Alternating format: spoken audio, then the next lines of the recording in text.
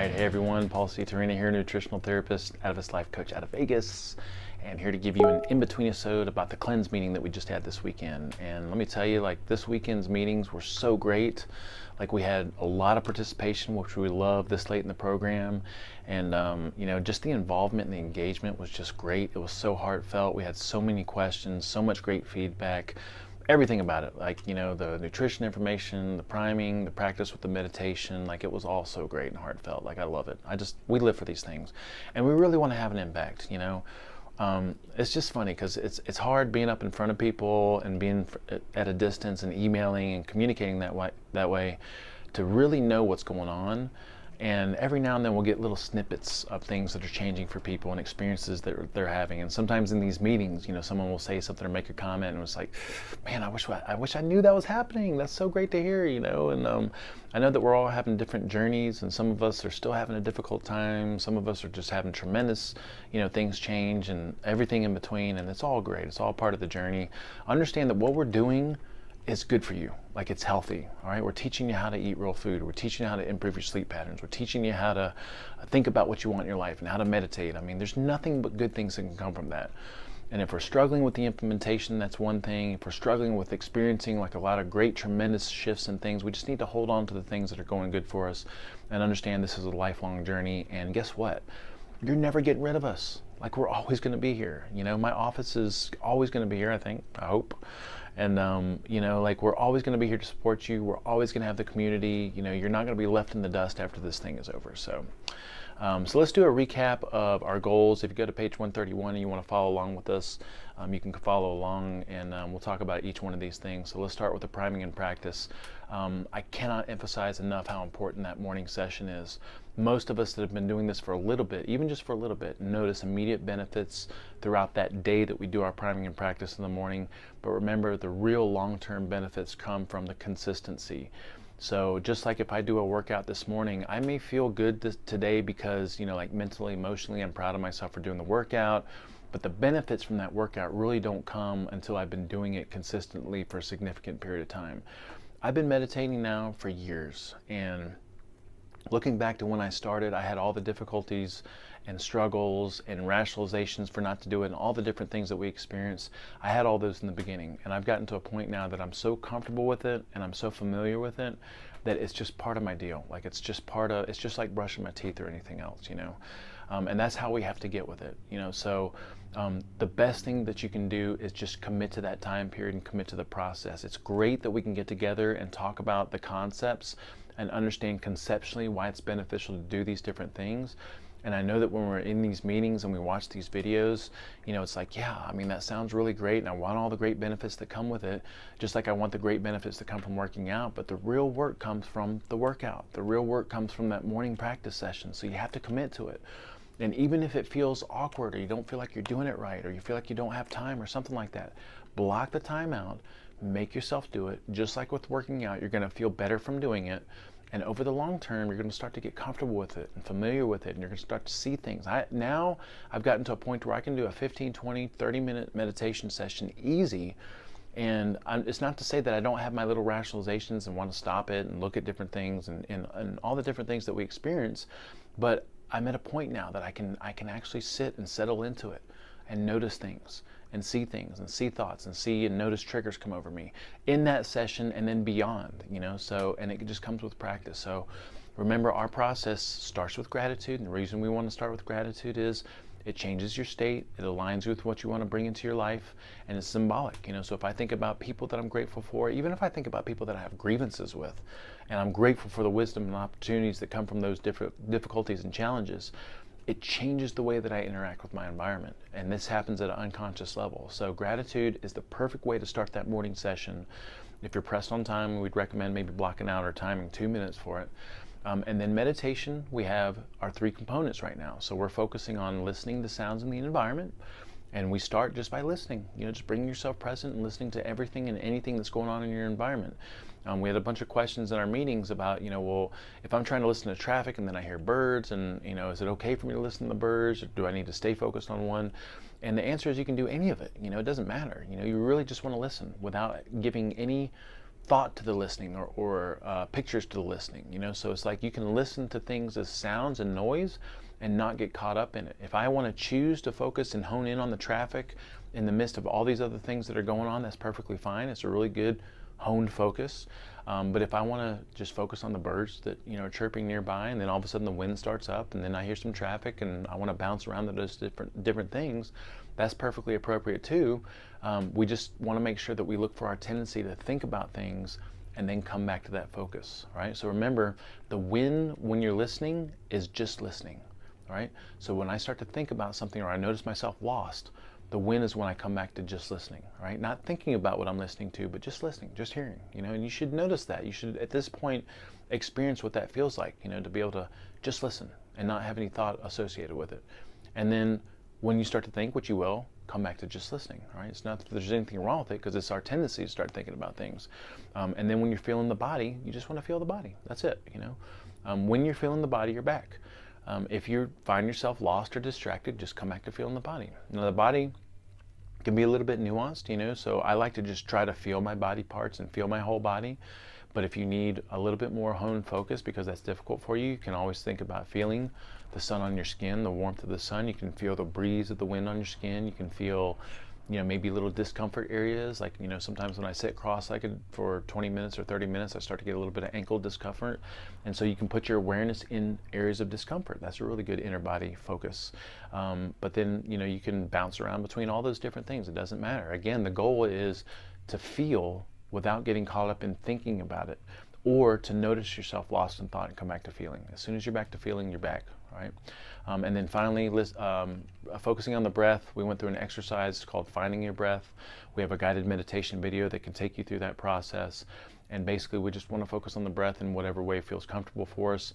We take you through that process of finding your breath so that we can figure out which aspect of the breath feels most comfortable for us to focus on.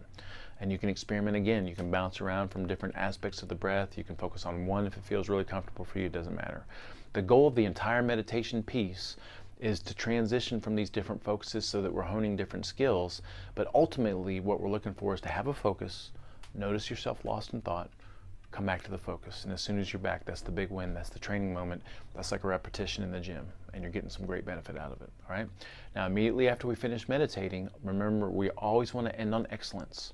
So we always want to think about what we want in our life. The reason we want to end on excellence is because that is what the unconscious mind is working on in the background. I want to make sure that I leave a positive impression on the unconscious mind before walking away from that session. All right. Always look for and pay attention to synchronicities and coincidences. In our opinion, these are like signposts that you're on the right path and that your morning process is working and that you're changing your filters and all kinds of great things. Remember, we will always have to give attention to the things that we want. Did you realize that most people out there don't think about what they want? What do they focus on, really? They focus on what's wrong. They focus on what they don't want. And in that focusing on what's wrong, based on what we know about the unconscious mind, guess what? They continue to bring in the things they don't want into their life because that's their focus. Now, think about how powerful it is to understand this information. I need to, as often as possible, catch myself focused on what I don't want and being frustrated with it or upset with it, and immediately ask myself, what do I really want instead? And if I can play that little Jedi mind trick on myself many times throughout the day, like, I start to be positive and happy all the time, which is where I'm at right now, which is where a lot of us are at right now. So we have to give attention to the things that we want as often as possible. We have to feel good as often as possible, meaning we have to be a receptacle for great things. And we do that with our foundations. You're already making the effort there. And we have to be comfortable and flexible with uncertainty, meaning that as I envision things and I move throughout my life and I move towards those things, I get a little bit more clear on what I want. Maybe that thing that I've been envisioning isn't exactly what I want anymore, because now that I'm taking steps towards it, I'm starting to see and understand what it really is, you know? Or maybe I change course and change direction, or maybe new opportunities pop up. So we need to detach from that outcome. Even though we want to see that thing and picture it and feel it and move towards it, we also want to detach from it and understand that there's an infinity of possibilities that can happen between here and there, and be really comfortable with that concept. Actually be excited with it, you know? I'm excited that every day is full of adventure and possibilities and uncertainty, because I have no idea what's going to happen, you know? I can plan out a meeting and plan out like a client meeting or a big presentation, a group meeting, all I want. But I never know how that's going to work out, and that's exciting to me. Some of them are great, some of them are not so great, and they're all great because I'm learning from everything. So it's all good. Just try to have that attitude as you go throughout your life. So on the food piece, we just came out of the low carb phase, and for most of us, I know that was very challenging and difficult. That's perfectly fine. And if you had a really hard time with it, just understand that you need to do it over and over and over again. In the future, at our last meeting, we are going to talk about a rotational calendar system, and we recommend that you cycle through a low carb phase at least once a month. But in general, if you had a difficult time with it, that just means that your body needs to go through some more adaptation. And just be very aware and have this attitude of like, this is a big self-experiment, and I just need to pay attention and see what things are working for me and what's not. And remember, the goals of the low carb phase were to shock the body into self-sufficiency, to prove to ourselves that we could do it, and then also to see what works for us and to basically put ourselves through an experiment. So now we're bringing back in safe starches, and we want to make sure that we do it deliberately. Remember, we have the testing protocol that we have in the guide. And so for 3 days, for each safe starch, we want to make sure that we sit down, we do that little self-test where we put the food in our mouth and we just sit with it and hold it and pay attention to bodily reactions. Then we want to eat a normal serving of that safe starch and pay attention to same day and next day reactions. And just with that awareness, I think most of us are going to start to fine-tune things and understand, like, wow, I don't do as good on sweet potatoes as I do on white rice, or whatever the case may be. I just got done with my 3 days of white rice testing, and I've always known that white rice I do pretty well on, and I did really well on it again. So I'm really interested to see how white potatoes and sweet potatoes do on me. So remember why we call our safe starches safe. First of all, we're talking about sweet potatoes, yams, white rice, potatoes of any kind, really, ancestral tubers, which include yucca, taro roots, and then also we're throwing plantains into that category.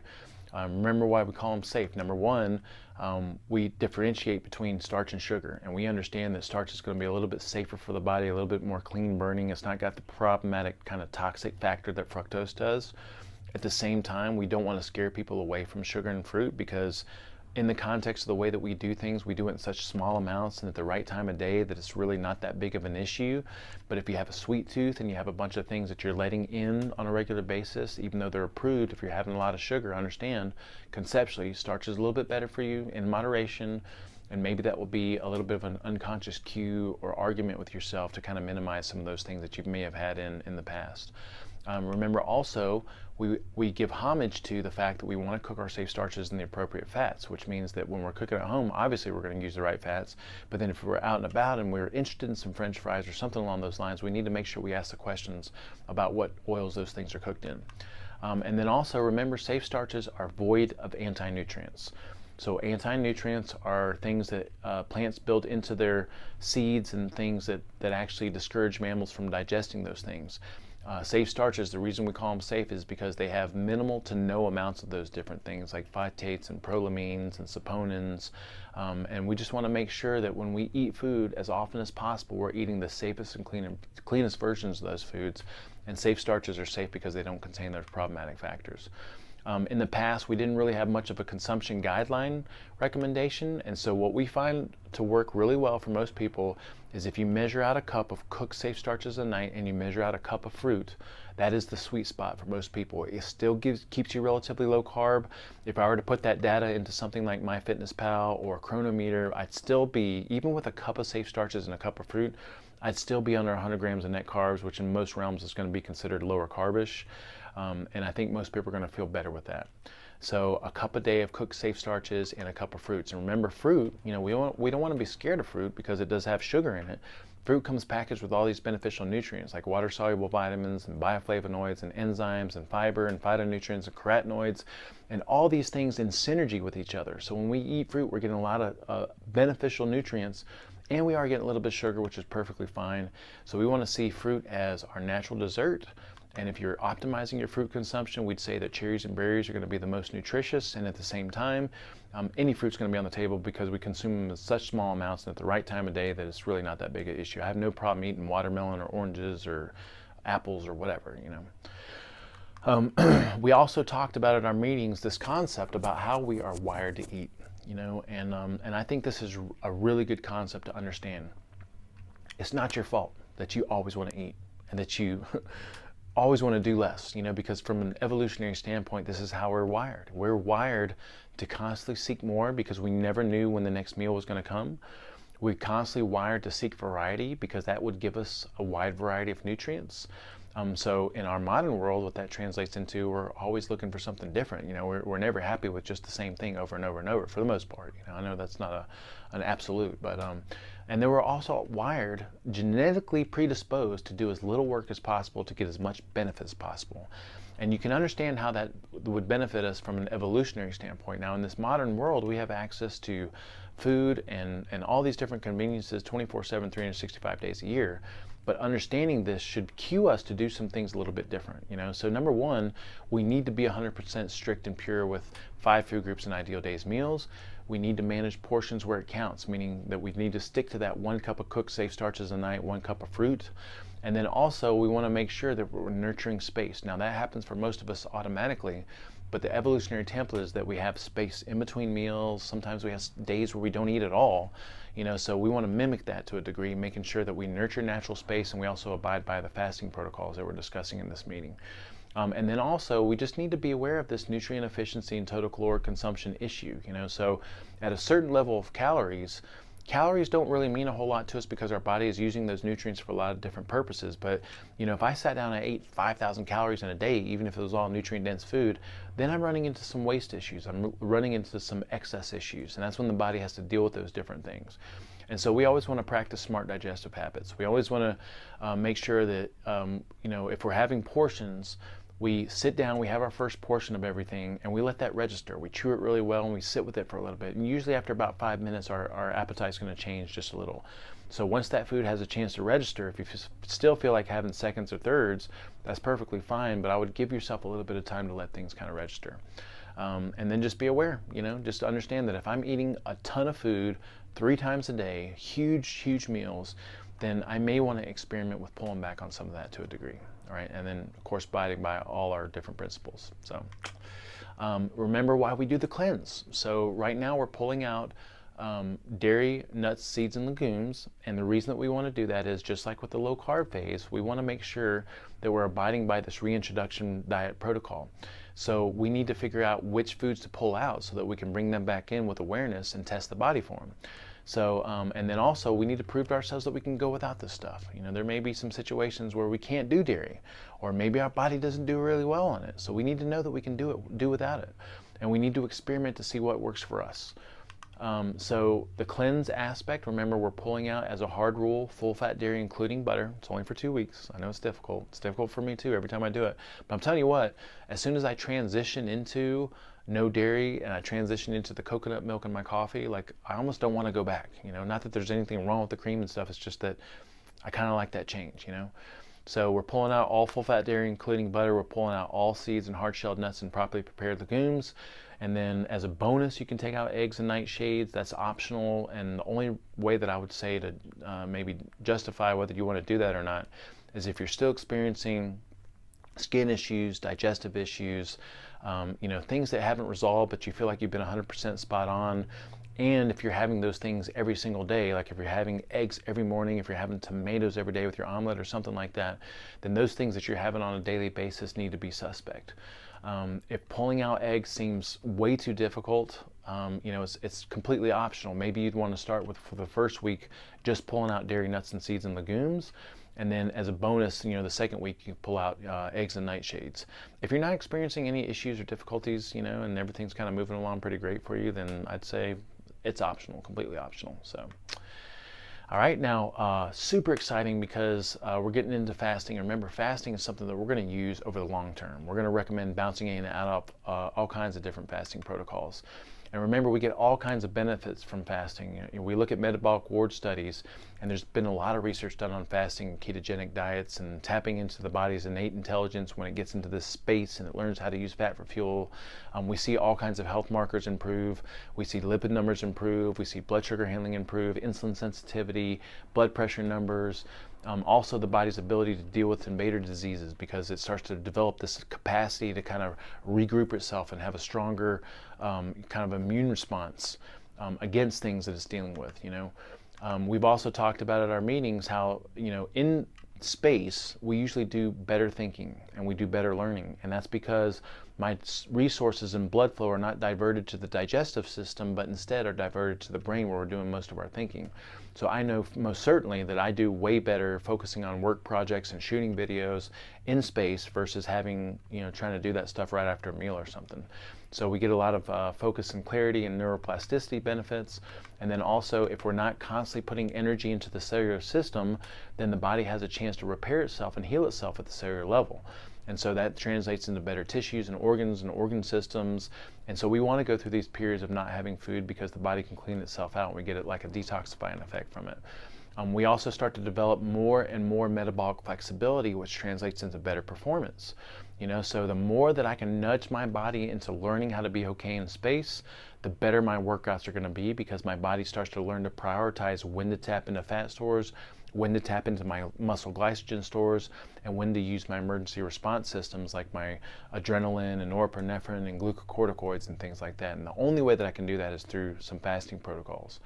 And then also we start to see improvements in digestion, simply because if I'm not always digesting food, my body can heal itself and have a better digestive effort. So what ideally we want is strong digestive effort and some space. And then the body regroups and recalibrates, and then strong digestive effort and then some space. And that's what we get from some of these fasting protocols. So on page 44, we have a summary of all the different benefits. And then we also have our protocols and then some guidelines associated with those protocols. First protocol is for the next 2 weeks, actually indefinitely for the rest of your life, I would recommend this as a habit. We want to commit to daily 12-hour fast after our evening meal. All right, so that's not for every meal, but after the evening meal, we want to make sure that we don't have our first morning meal until 12 hours after that evening meal, because that will give us enough time to clear excess blood glucose from the system. All right, so the best thing to do is to look at your watch or your clock as soon as you have that evening meal and understand that you don't want to have your next meal until 12 hours later. So if I eat at 8 o'clock at night, my first meal the earliest that I can have it the next day is going to be 8 a.m. And we want to do that every single day, commit to that every day. And then for this first week, we want to alternate days skipping breakfast, which would give us about a 16-hour fasting window. All right, so if I eat at 8 p.m. and I'm doing a 16-hour fast, my first meal the next day is not going to be till 12 noon. And we don't want to do that every day. Some of us are going to feel really good skipping breakfast. We want to mix that up because the body will get habituated to skipping breakfast, and we don't want to do that.